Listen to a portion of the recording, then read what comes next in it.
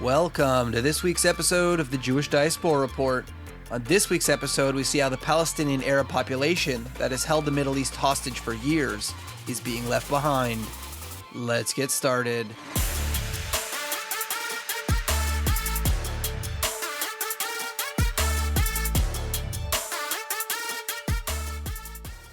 Many of my listeners who keep up with the news coming out of the Middle East may have heard the increasing talk about normalization agreements between the Saudis and Israel. Recently, both Saudi Prince Mohammed bin Salman and Prime Minister Benjamin Netanyahu have suggested that the plan for normalization is imminent. Not too long ago, hopes were high for the news of a normalization deal between the Saudis and the Israelis, but those hopes were quickly dashed when the Palestinian leadership got in the way. When news broke that the two sides were close to normalization, the Saudis backed down after being accused of ignoring the Palestinian Arab plight and their grievances against the Jewish state.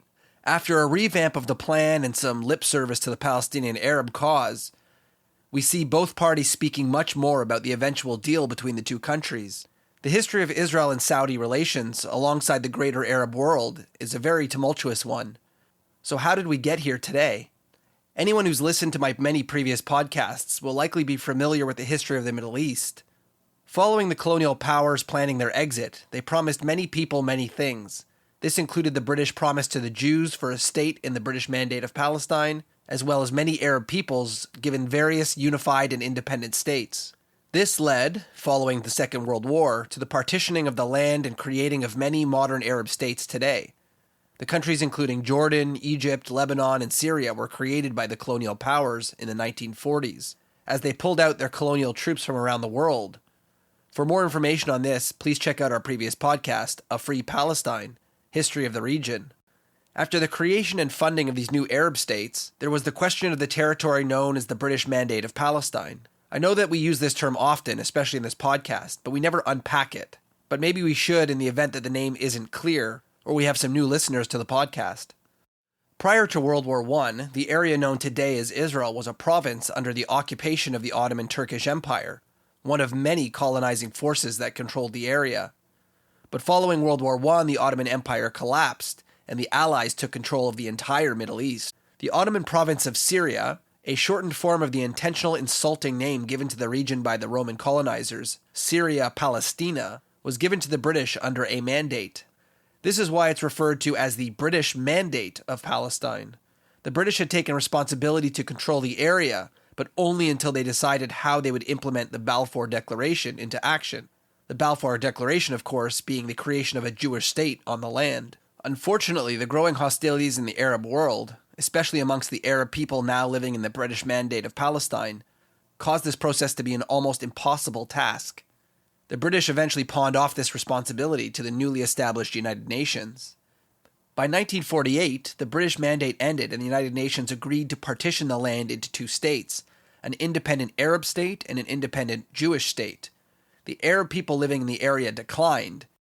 If a state came at the expense of giving up land to the Jewish state, they were not interested. They also knew that the Arab states around the newly declared State of Israel, who had been created and armed by former colonizers for years, were not going to accept a Jewish state and would come in to destroy any chances of that state existing. As we know, this is exactly what happened in 1948 with the Independence War, also known to the Arab world as the Nakba, or catastrophe. It is known to the Arab world as the catastrophe because multiple modern equipped and heavily trained armies of the Arab countries lost to a much lesser prepared and equipped underground fighting force of Israelis and Holocaust survivors. The armies of Jordan, Egypt, and Saudi Arabia, among many others within the Arab League, pledged to destroy the Jewish state, but failed. Rather than getting an independent Arab state that they would have had under the UN, the Palestinian Arabs got nothing. Any land that was not defended by the Israelis and made into the Jewish state was taken over by the Jordanians and the Egyptians, who had every opportunity to create an Arab state, the one that the UN had promised, but never did. In 1967, the Arab League, under the fiery anti-Israel rhetoric of the Egyptian President Nasser, brings the Middle East to the brink of war. Again, the Arab world, including Jordan, Egypt, Saudi Arabia, and others, attack Israel to finish what they promised in 1948, but again failed. After the failure of the 1967 war, even more pride was on the line, and they attacked again in 1972 during the Yom Kippur holiday, The same players, Egypt, Jordan, Saudi Arabia, and more, attack Israel one last time and lose. Needless to say, history has shown that the neighborhood of the Middle East has been a bit unfriendly, and that this isn't just a result of some misunderstanding or fear, but actually official policy. After the loss to the Israelis in 1967, the Arab League held a meeting in Khartoum, Sudan, in order to discuss the issue of Israel and its Arab neighbors. All the usual suspects were involved and agreed to what is now infamously known as the Khartoum Resolution. All of the Arab states agreed to the 3 no's. No peace with Israel, no negotiation with Israel, and no recognition of Israel. Interestingly, the scholar in me wants to point out the requirement to create such a resolution could suggest that there was some concern within the Arab League that some members may actually consider peace, negotiation, or recognition of Israel.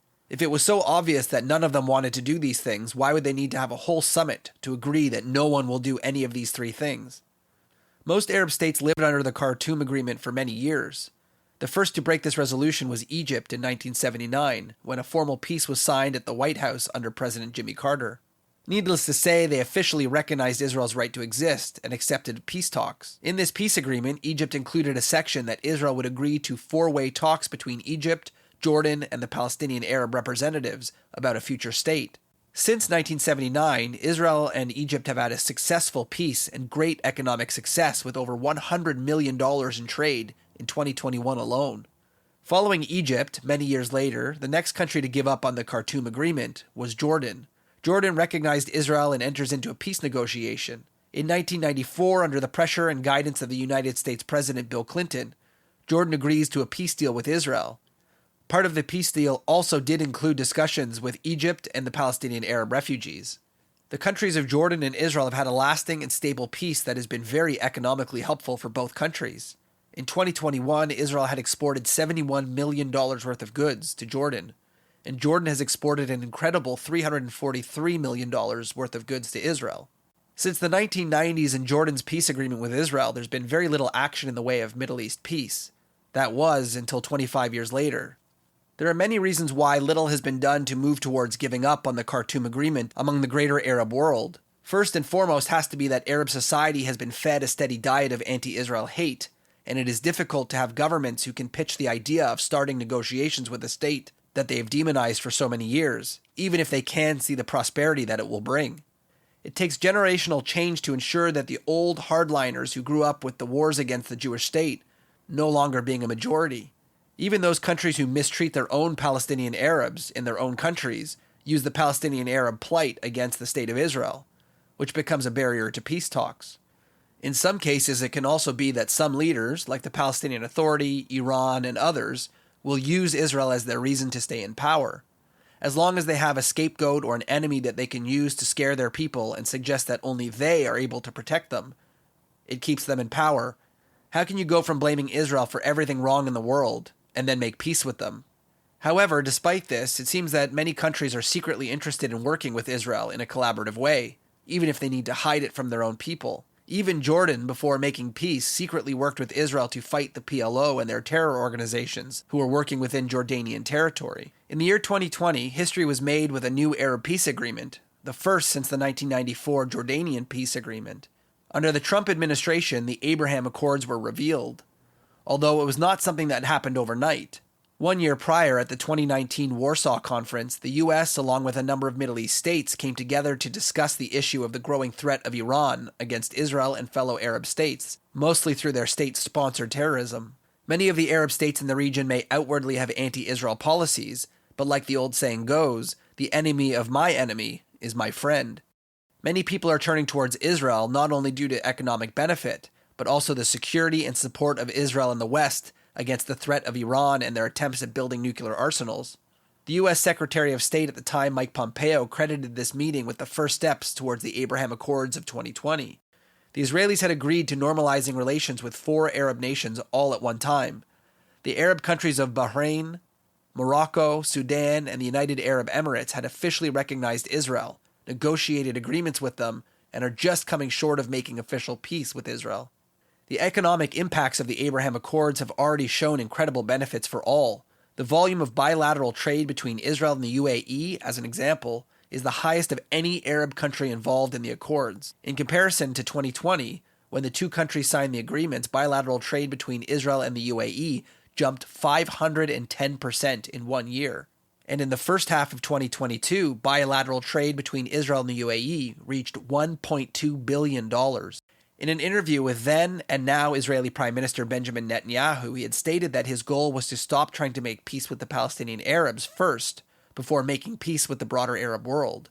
One of the key points in the peace agreements between Israel, Egypt, and Jordan was leaving the issue of the Palestinian Arabs to a future date, because had they waited for an official peace deal between the Palestinian Arabs and the Israelis, there would never have been peace between Jordan and Egypt. We have seen in the past the Palestinian Arabs have lacked legitimate peace attempts. These failing attempts could have and did stall Arab nations from doing what was best for themselves and their own people, because the Palestinian Arabs were a barrier to peace. For more information on the failed peace attempts between the Palestinian Arabs and Israel, check out our earlier podcast, The Palestinian Leadership Doesn't Want Peace. This is how we got to the current situation today with Saudi Arabia, one of Israel's most interesting neighbors, one who has been involved in all of the major conflicts between Israel and the Arab world in the past. Saudi Arabia is not that far from Israel and is a powerhouse of the Middle East. Most notably, Saudi Arabia has one big issue that is also an issue for Israel. That is, the state of Iran. Saudi Arabia and Iran do not get along due to their differing sects of Islam, and both struggling to be the most influential Muslim nation to control the region. During the earlier days of the Arab League, Egypt under President Nasser guided all Arab nations in a direction. Sadly, that was in the direction of constant war and failures. Today, Iran has been exporting terror to the entire Middle East with proxies in various areas. These proxies often fighting with fellow Muslims who are supported by Saudi Arabia. It is no surprise that the Saudis would want to officially begin to make peace talks with Israel. Not only have these peace agreements with Israel proven to be incredibly prosperous for both sides, but becoming an ally with Israel would be very strategic when fighting the rise in terror coming from Iran. Like other Arab nations before, Saudi peace did not come out of nowhere.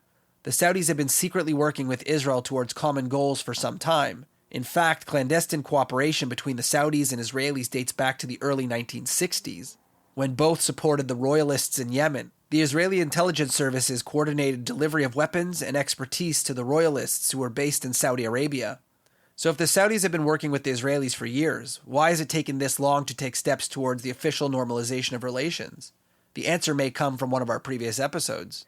In our previous podcast called Taking Back the Narrative, we were told by our guest about a colleague of hers who actually had the opportunity to speak with Saudi Crown Prince Mohammed bin Salman, and he may have given her the answer. Like many other Arab states who have very anti-Israel populations, due to the years of demonization and scapegoating, the Saudis are struggling with the majority of people refusing to accept Israel and a peace deal. However, as time passes and the younger generations grow up with less and less anti-Israel hate in their lives, and the realistic possibility for cooperation, it is becoming easier and easier for leaders to propose peace deals and prosperity with Israel. One of the last thorns in the side of any peace process is Iran and the Palestinian Arabs. Iran, one of the Palestinian terrorist group's biggest supporters, does not want the Saudis and other countries to make peace deals with Israel, further isolating themselves from even their own region. The Palestinian Arabs are realizing that their veto on Arab peace with Israel is slowly fading away. More and more countries are considering moving towards acceptance and peace with Israel, with little care about the Palestinian Arabs. Long gone are the days when no Arab nation would dare recognize Israel until they made peace with the Palestinian Arabs. This could be for two possible reasons. Firstly, the Arab world never really cared about the Palestinian Arab people and their claim to the land of Israel. This could be proven through the way that these countries treat their own Palestinian Arab populations in refugee camps. And as other countries risk making peace with Israel, it becomes easier and easier for them to do the same. And secondly, the Arab world is tired of waiting for the Palestinian Arabs to make peace with Israel, which has been a lost cause for many years as the Palestinian Arab leadership splinters and loses control over being a valid negotiator for their people. So it seems that the Arab world is going to do what's best for themselves and their own people, rather than wait for the Palestinian Arabs to come to the table. The Saudis, in their first attempt to make a peace deal with Israel, left the Palestinian Arab issue out of the deal, but this caused a great deal of bad press by the Palestinian Arabs who claimed that the Saudis were selling them out. This caused the Saudis to pause the deal with the Israelis, but that was only temporary. Not long after, the deal was back on with the added clause that the Saudis would support the Palestinian Arab cause and negotiate aspects of their issues with Israel.